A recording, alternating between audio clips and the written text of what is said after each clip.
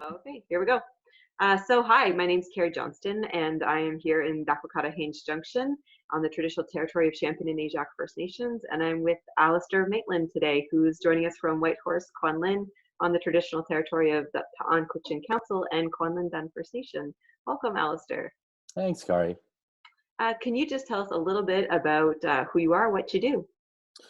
Who I am, I'll tell you what I do. I'm a photographer here in Whitehorse. I normally most of my photography revolves around people. I'm primarily an event photographer, but I also do work in portraits, weddings, and do some commercial work. Mm-hmm. And what have you learned about your business model over the last couple of months with this pandemic? my my business model, I have a very, I guess you could say that the niche of my business model, like being people and event oriented, does not function well with COVID whatsoever. You know, that mid-late March, hearing that all these events would be canceled and whatnot, that is the staple, the mainstay of my income, of my revenue, would be wiped out for the foreseeable future. So that was a big blow. That was a huge blow to me, for sure. What did you do in that moment when all that kind of came in on you? Ooh, I'm just gonna clear my throat for a sec here.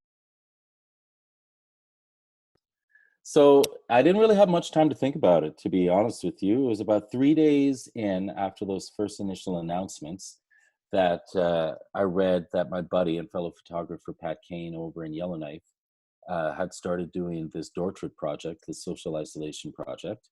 And the morning, somebody just tagged me in it. His cousin, I think it was, who was down in Ottawa, and tagged me and said, "Oh, you should do this too." And I was like, "Oh, yes, I should." Like, it was it was kind of like a saving grace because, you know, a couple days prior, my livelihood, for all intents and purposes, had been wiped out. So seeing this project of doing these social isolation portraits at first was definitely a source of revenue, or I saw it as a source of revenue. But that quickly expanded. It only took me like 1 or 2 days of doing them that I saw that this was a community service, that people were so jazzed about it. And then the photojournalist in me kind of came up and was like, well, this is a big deal. This is a pandemic. And here I am in Whitehorse, Yukon during a pandemic. I need to document, you know, things that are going on here. And naturally, I moved towards the portrait stuff because, again, I'm more of a people photographer than anything else. Mm.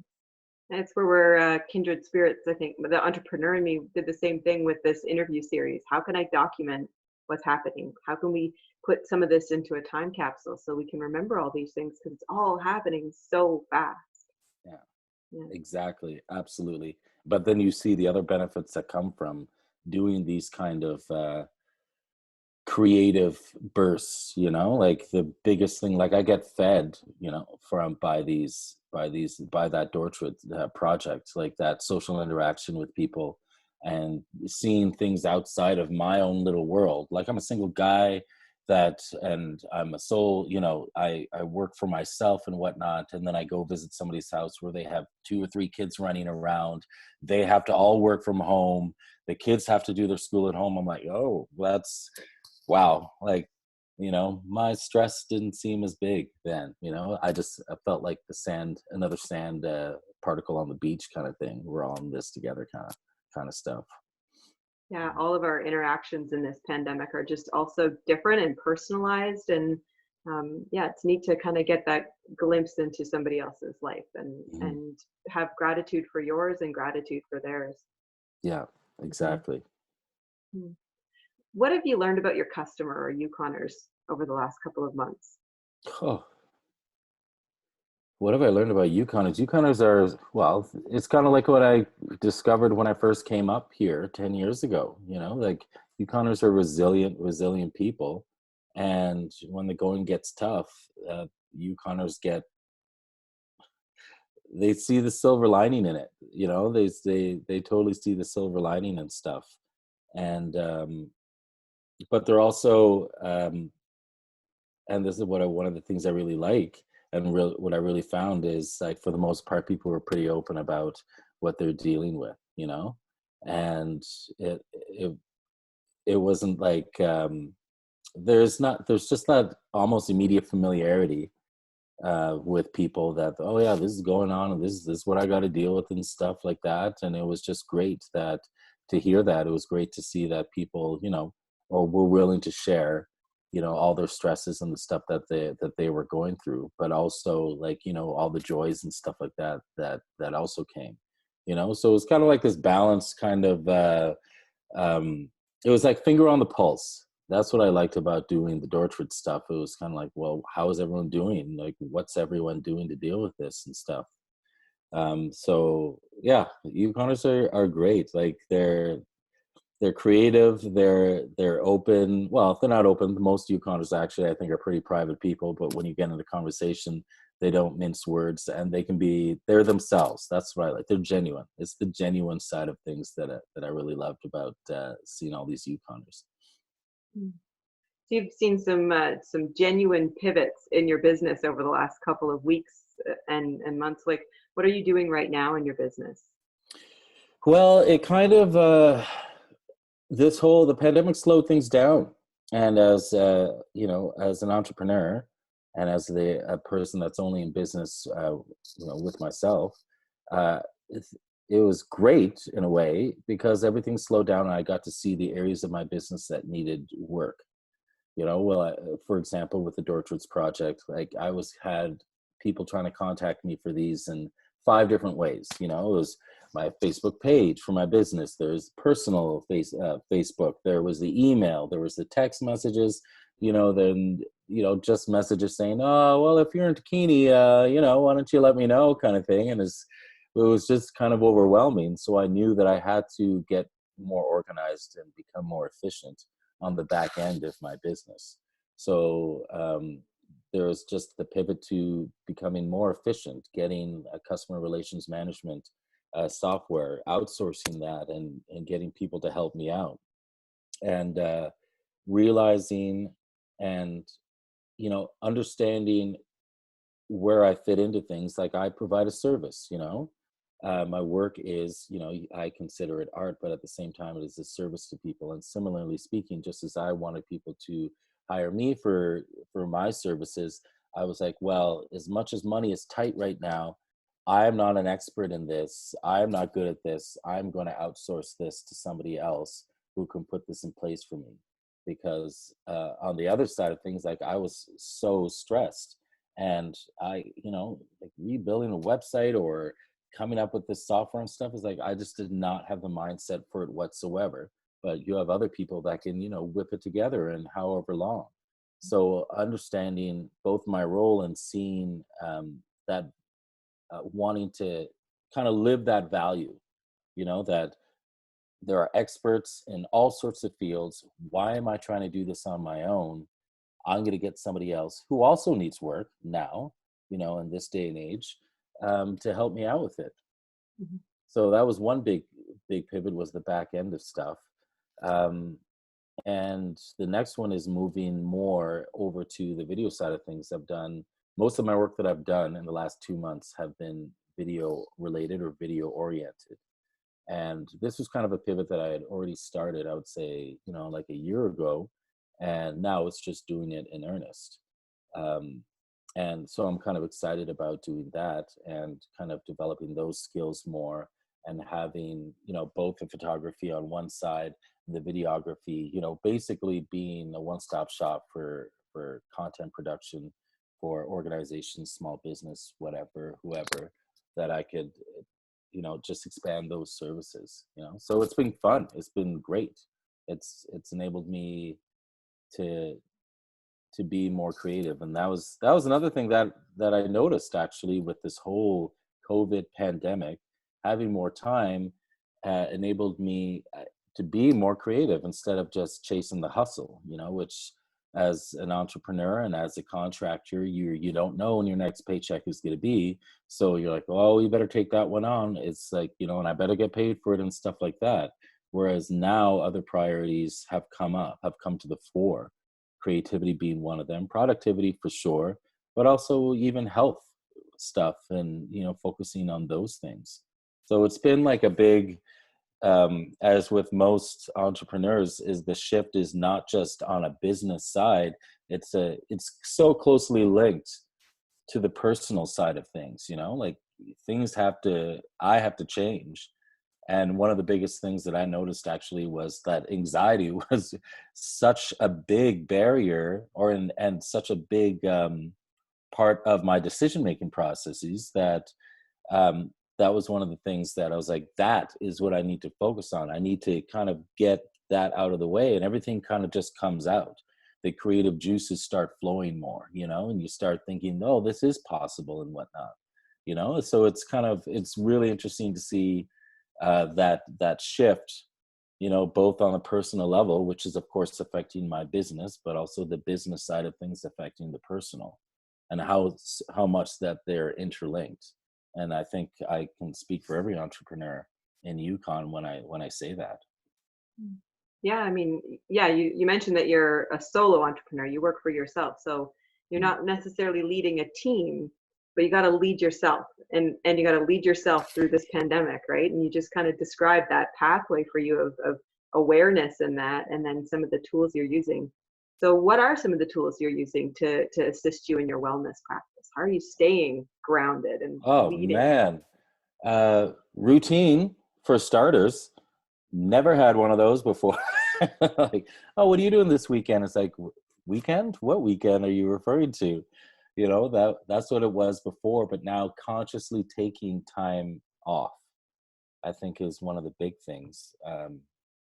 Actually trying to give myself doing the work that I'm doing for Solid Sound Reinforcement right now, where I'm a cameraman for him for that group, enables me to actually kind of take weekends. Even with the Doortraits stuff, as my normal routine or lack of routine would be any day, any night, like, oh, you want me to come now? Sure, that's great.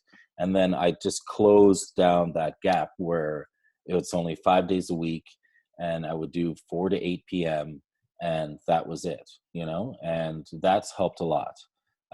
Trying to do like even more walks and little things like that. I'm not the most outdoorsy person.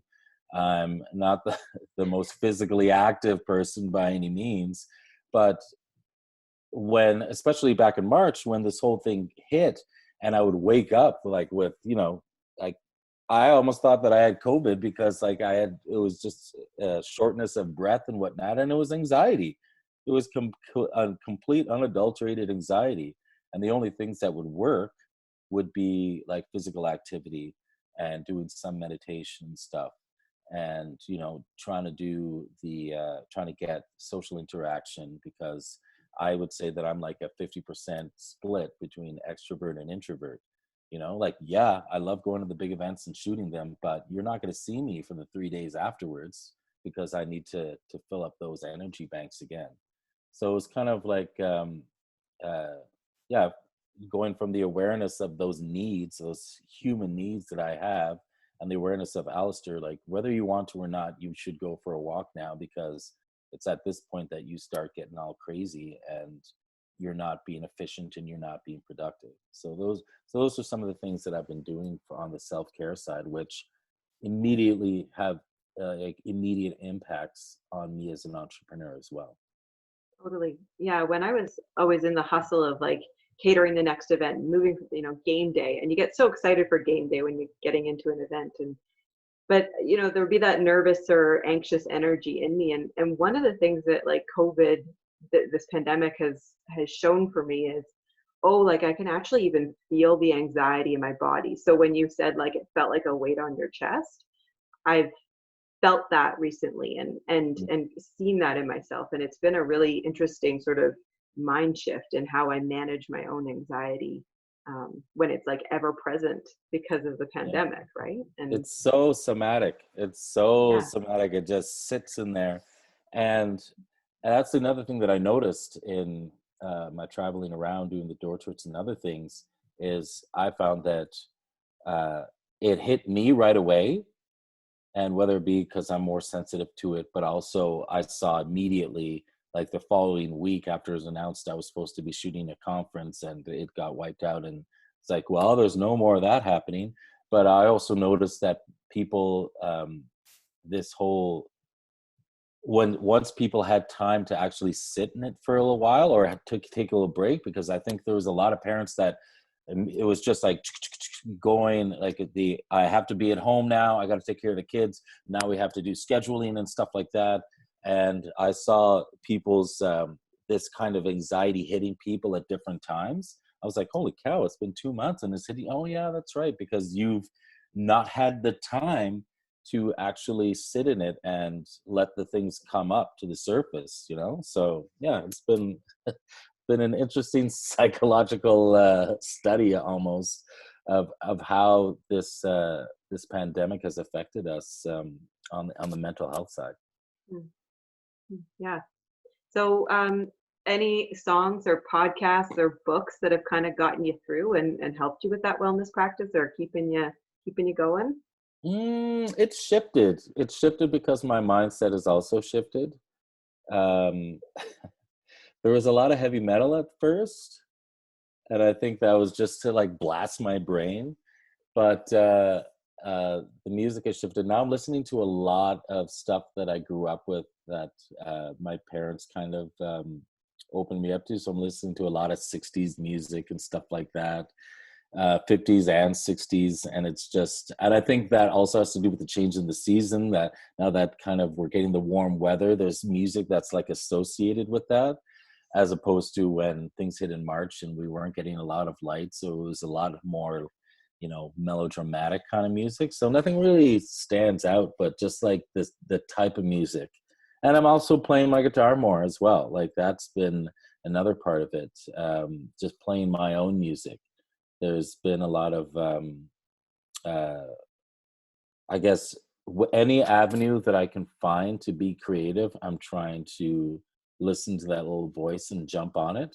Like I've just been really going, uh, I think, disproportionately using external things to help me, and realizing how many times I've reached for something external, whether it be friends, whether it be and family and stuff like that, who are on the other side of the country, to, you know, buying things like, oh, I need to buy this new camera for my business. Can't do that. All these little coping mechanisms that used to be readily available are no longer readily available.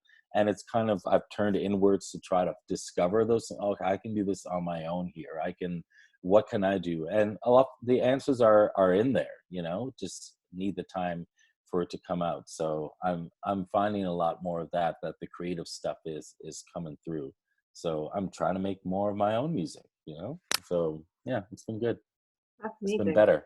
It That's hasn't good. been all roses, but No, they're the highs and they're the lows. That's for sure. Mm, mm. Mm. Any final like aha moments for you? Any worldview changes because of this pandemic? Things that are, you know, like aha moments. Oh yeah. Money isn't everything. Money and material possessions aren't everything.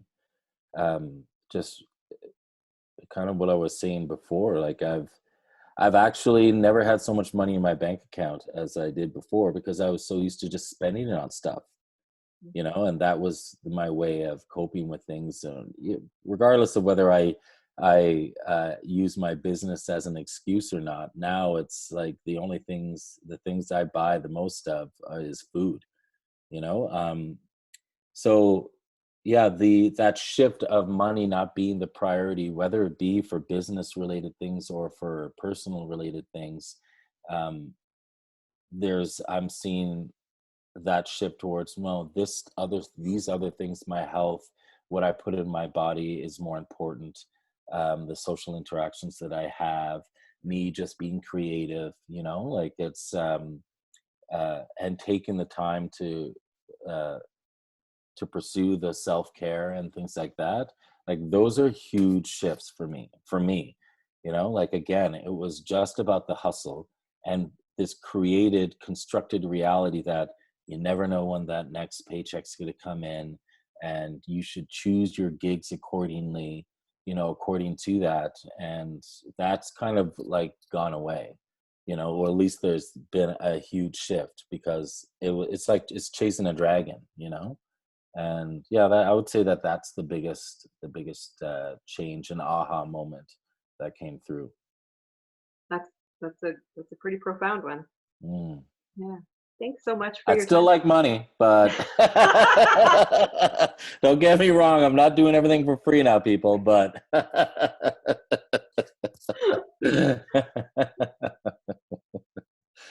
haven't become a charity yet.